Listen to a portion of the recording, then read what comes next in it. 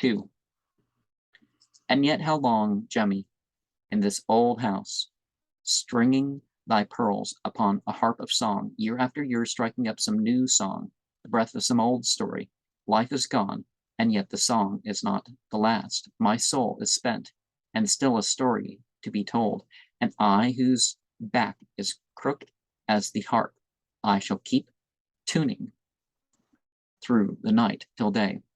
That harp untuned by time, the harper's hand, shaking with age, how shall the harper's hand repair its cunning?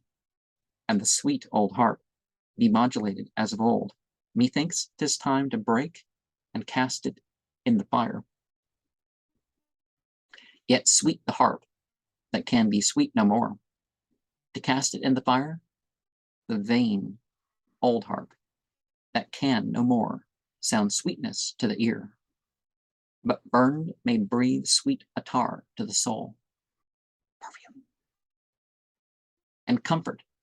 So the faith and intellect, now that the body looks to dissolution, my teeth fall out, my 2 eyes see no more, till by Ferengi glasses turn to 4, pain sits with me, sitting behind my knees, from which I hardly rise.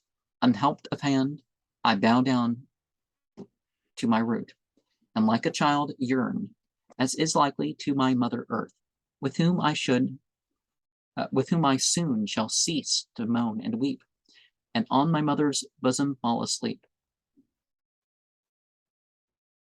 The house in ruin, and its music heard, no more within, nor at the door of speech, better in silence and oblivion, to fold me head and foot, remembering what that beloved to the master whispered.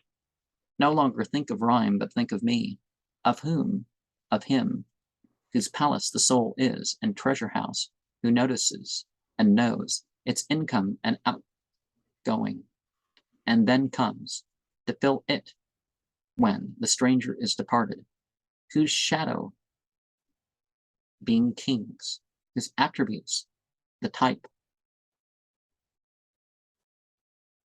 of theirs, their wrath and favor, his, low in the celebration of his glory, the king himself, come on me unaware, and suddenly arrest me for his own. Wherefore once more I take, best quitted else, the field of verse, to chaunt that double praise, and in that memory refresh my soul until I grasp the skirt of living presence. One who traveled in the desert saw Majnun where he was sitting, all alone like a magician, tracing letters in the sand. O distracted lover writing, what the sword wind of the desert undeciphered soon is written, so that none who travels after shall be able to interpret. Majnun answered, I am writing Layla. Were it only Layla, yet a book of love and passion, and with but her name to dote on.